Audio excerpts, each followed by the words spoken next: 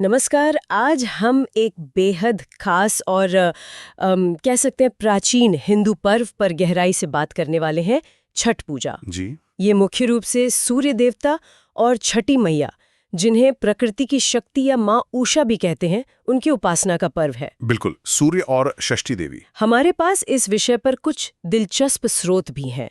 कुछ लेख छठ पूजा के आज के दौर में, मतलब इसके बढ़ते चलन और महत्व पर बात करते हैं। हाँ, और कुछ इसकी पौराणिक कथाओं की गहराई में उतरते हैं। बहुत सी कथाएं हैं। सही।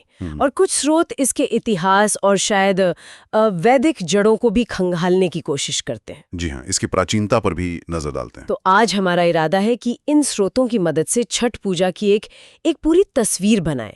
सिर्फ ये नहीं कि ये धार्मिक रूप से क्यों जरूरी है, बिल्कुल। बल्कि इसके सामाजिक, सांस्कृतिक और पर्यावरणीय पहलू क्या हैं, उन्हें भी समझें। बिल्कुल, एक समग्र दृष्टिकोण। और ये सवाल भी कि क्यों आज भी इतने सालों बाद भी ये पर्व इतनी श्रद्धा और इतने उत्साह से मनाया जाता है।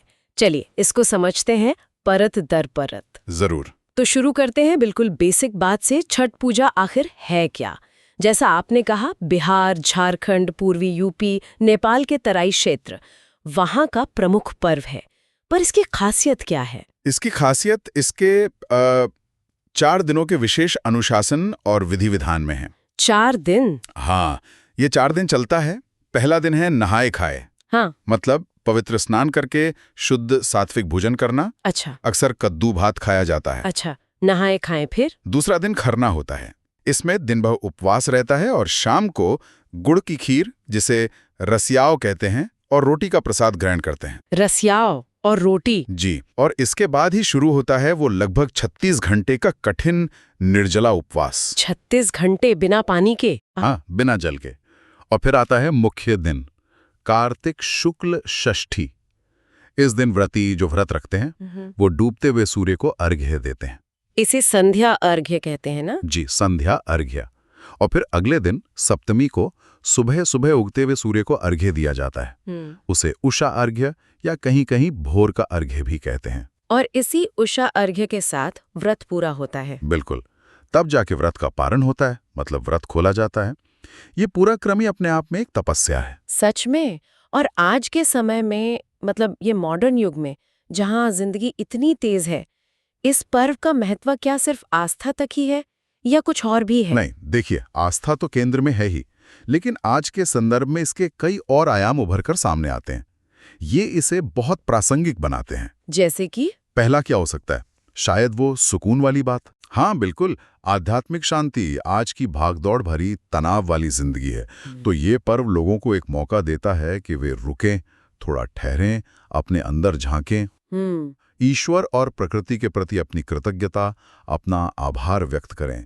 एक तरह का मेंटल और स्पिरिचुअल रीसेट कह सकते हैं इसे। हाँ, ये अनुभव तो होता है। और ये सिर्फ व्यक्तिगत शांति तक ही है या? नहीं, इसका एक बड़ा सामूहिक और पर्यावरणीय पहलू भी है, और ये आज के समय में बहुत जरूरी हो गया है। पर्यावरण से कैसे जुड़ा है ये? देखिए, छठ पूजा होती कहाँ है? नदियों के किनारे, तालाबों के किनारे, या कोई और जल स्रोत हो? हाँ, घाटों पर।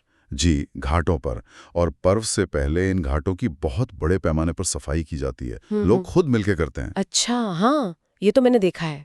तो ये सीधे तौर पर जल स्रोतों के संरक्षण और उनकी सफाई के महत्व को दिखाता है। ये दिलचस्प है। मतलब जब हम पानी के पोल्यूशन और क्लाइमेट चेंज की बात कर रहे हैं, बिल्कुल। तो ये पर्व हमें पारंपरिक तरीके से याद दिलाता है कि भाई पानी का सम्मान करो, प्रकृति को बचाओ। सही कहा, ये परंपरा में ही बुना हुआ है, जैसे प्रकृति का धन्यवाद करना। और सामाजिक पहलू, मैंने सुना है इसमें कोई भेदभाव नहीं होता। हाँ, ये इसकी सबसे खूबसूरत बातों में से एक है, सामाजिक एकता।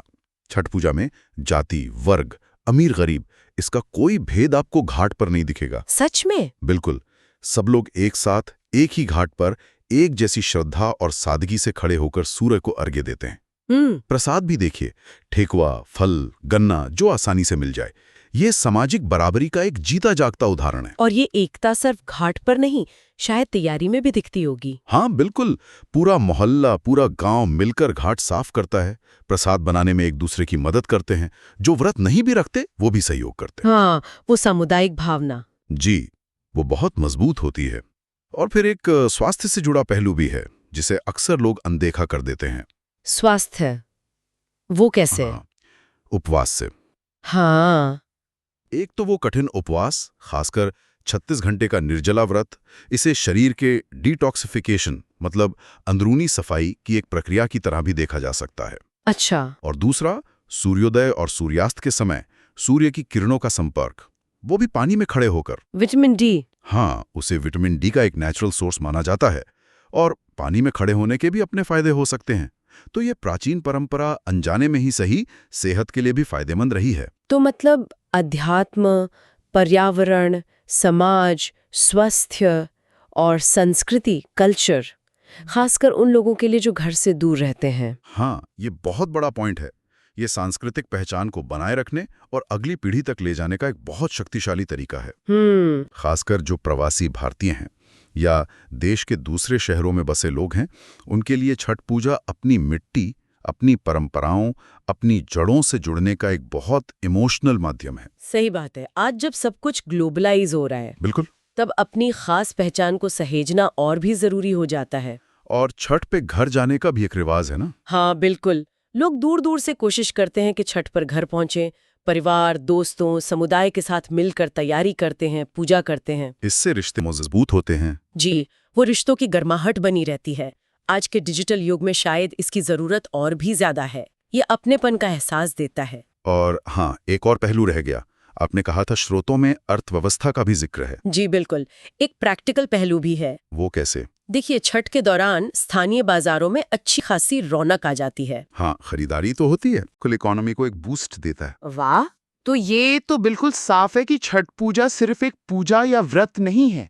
ये तो जीवन के कई पहलुओं को, जैसे अध्यात्म, प्रकृति, समाज, सेहत, संस्कृति, अर्थव्यवस्था, सबको एक धागे में पिरोती है। बिल्कुल सही कहा आपने। ये एक होलिस्टिक अप्रोच, एक समग्र जीवन दृष्टि का प्रतीक है। और इस पर्व की गहराई शायद इसकी कहानियों में और भी पता चलती होगी। हाँ, यहीं से बात और दिलचस्प होती है। छठ पूजा से कई बहुत पुरानी और आकर्षक कथाएं जुड़ी हैं। कथाएं? जी, ये कथाएं हमें बताती हैं कि ये पर्व क्यों और कैसे शुरू हुआ। ये मुख्य रूप से महाभारत, रामायण और पुराणों से ली गई हैं। अच्छा, महाभारत, रामायण से भी? हाँ, और ये सूर्य देव और छठी मैया की महिमा बताती हैं। माना जाता है कि व्रत के दौरान इन कथाओं को सुनने या पढ़ने से व्रत का फल बढ़ जाता है। ये सिर्फ कहानियां नहीं है, ये आस्था की जड़ें हैं। तो सबसे प्रमुख कथा कौन सी मानी जाती है? महाभारत वाली? हाँ, एक प्रमुख कथा महाभारत काल से जुड़ी है, द्रौपदी और पांडवों वाली। द्रौपदी? जी, कहते हैं कि जब पांडव जुए में अपना सब कुछ हार गए थे और उन्हें वनवास जाना पड़ा था, तब द्रौपदी बहुत दुखी थीं, चिंतित थीं।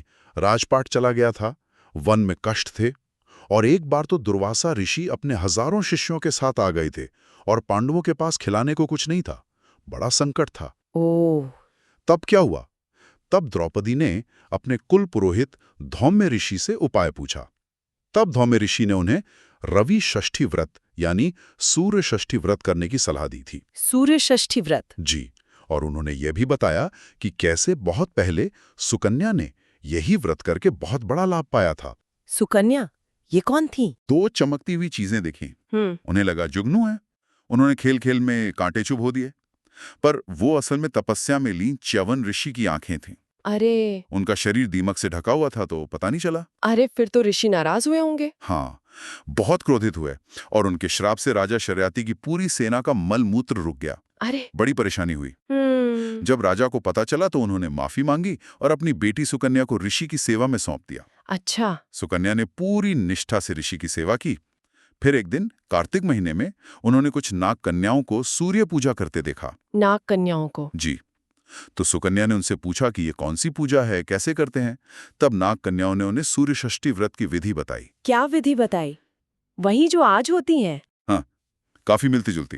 कि कार्तिक शुक्ल षष्ठी को ये व्रत होता है, पंचमी को संयम से रहना, सात्विक भोजन जैसे खीर खाना, षष्ठी को पूरा दिन निर्जला व्रत, शाम को डूबते सूर्य की पूजा, अर्घ्य देना, रात भर जागरण करना, और फिर सुबह? और फिर सप्तमी को सूर्योदय के समय फिर से अर्घ्य देना। अर्घ्य में दूध, नारियल, केला, फूल, चंदन वगैरह इस्तेमाल करने को कहा और सूर्य के 12 नामों का जाप करने को कहा। सविता, आदित्य, भास्कर। जी बिल्कुल। तो सुकन्या ने पूरी श्रद्धा से ये व्रत किया और कहते हैं इसी व्रत के प्रभाव से च्यवन ऋषि को न सिर्फ उनकी आंखें वापस मिली, सच में? हाँ, बल्कि अश्विनी कुमारों की कृपा से उन्हें फिर से यौवन भी मिल गया। अरे वाह! और द्रौपदी ने भी धौम्य ऋषि के कहने पर यही व्रत किया था, जिसके फल से पांडवों को उनका खोया हुआ राजपाट और सम्मान वापस मिला और वो दुर्वासा ऋषि और उनके शिष्यों का सत्कार भी कर पाईं। तो ये कथा दिखाती है कि ये व्रत कैसे संकटों से बचाता है और मनोकामना पूरी करता है। ये तो बहुत प्रभावशाली कथा है। और पुराणों वाली कथा, वो राजा प्रियव्रत की? हाँ, वो दूसरी सबसे महत्वपूर्ण कथा मानी जाती है। ये ब्रह्म वैवर्त पुराण या मार्कंडेय पुराण में मिलती है। ये कहानी है राजा प्रियव्रत की, जो पहले मनु स्वयंभू के बेटे थे। राजा प्रियव्रत, क्या हुआ था उनके साथ? राजा बहुत धर्मात्मा थे, पर उनकी कोई संतान नहीं थी। वो बहुत दुखी रहते थे। तब महर्षि कश्यप ने उन्हें पुत्र पाने के लिए पुत्रेष्टि यज्ञ करने की सलाह दी। यज्ञ किया उन्होंने? जी, यज्ञ हुआ और यज्ञ से जो खीर मिली वो राजा ने अपनी पत्नी मालिनी को खिलाई। रानी गर्भवती हुई, लेकिन 9 महीने बाद उन्होंने एक मरे हुए बेटे को जन्म दिया। ओह, ये तो बहुत दुखद हुआ। हाँ, राजा रानी का दुख का ठिकाना न रहा। राजा इतने टूट गए कि बच्चे के शव को लेकर शमशान चले गए और खुद भी प्राण त्यागने का फैसला कर लिया। फिर? तभी वहां एक दिव्य रोशनी फैली और ब्रह्मा जी की मानस पुत्री देवी देवसेना प्रकट हुई। देवी देवसेना? हाँ, उन्होंने राजा से कहा, राजन रुको, मैं सृष्टि की मूल प्रवृत्ति के छठे अंश से पैदा हुई हूँ, इसलिए मेरा नाम षष्ठी है। मैं सब बच्चों की रक्षा करती हूँ, तुम मेरी पूजा करो और दूसरों को भी करने को कहो। षष्ठी देवी? तो यही है छठी मैया। जी बिल्कुल, इन्हीं देवी षष्ठी को छठी मैया के रूप में पूजा जाता है। उन्हें प्रकृति का छठा अंश, बच्चों की रक्षक और संतान देने वाली देवी मानते हैं। तभी बच्चे के जन्म के छठे दिन छठी पूजते हैं। हाँ, भारत में कई जगह ये परंपरा है। ये इन्हीं षष्ठी देवी को समर्पित है। तो देवी के कहने पर राजा प्रियव्रत ने कार्तिक शुक्ल षष्ठी के दिन पूरी विधि से देवी षष्ठी का व्रत और पूजा की, और उसका फल मिला। कहते हैं पूजा के प्रभाव से उनका मरा हुआ बेटा जीवित हो उठा। राजा बहुत खुश हुए और उन्होंने इस पूजा का खूब प्रचार किया। माना जाता है कि तभी से छठ पूजा शुरू हुई, खास तौर पर संतान पाने, उसकी सलामती और परिवार की खुशहाली के लिए। ये कथा तो सीधे सीधे संतान और छठी मैया से जोड़ती है पर्व को। और महाभारत से कर्ण का भी कोई जिक्र आता है। हाँ, दानवीर कर्ण वो सूर्यपुत्र माने जाते हैं और सूर्यदेव के बहुत बड़े भक्त थे। कहा जाता है कि वो रोज घंटों कमर तक पानी में खड़े होकर सूर्य को अर्घ्य देते थे। सूर्य की कृपा से ही उन्हें वो अभेद्य कवच कुंडल मिले थे और वो इतने महान योद्धा बने।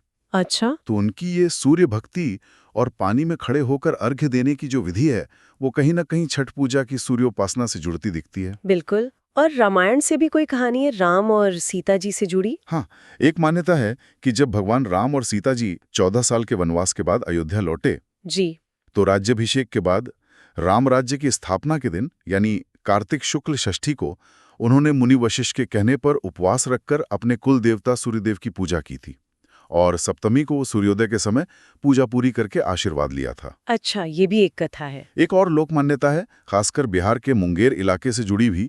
वो ये कहती है कि लंका जीतने के बाद रावण वध के पाप से मुक्ति पाने के लिए और शायद अपनी कुलदेवी सीता जो धरती पुत्री थी उनकी पूजा के लिए राम और सीता जी ने मुंगेर में गंगा किनारे षष्ठी का व्रत किया था। मुंगेर में? जी, ये कथा मुंगेर को छठ पूजा की उत्पत्ति से जोड़ती है। ये सारी पौराणिक कथाएं तो आस्था को बहुत मजबूत करती हैं और पर्व के अलग अलग मतलब भी समझाती हैं।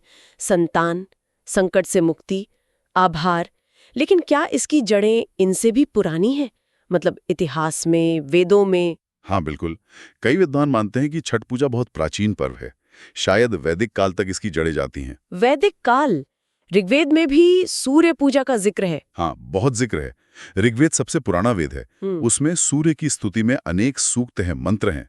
सूर्य को जीवन देने वाला, ऊर्जा देने वाला, अंधेरा मिटाने वाला, सेहत देने वाला देवता माना गया है। एक मंत्र है, उद्यंतम अस्तम यंतम आदित्यम विद्यायन कुर्वन ब्राह्मणों विद्वान सकलम भद्रमश्नुते।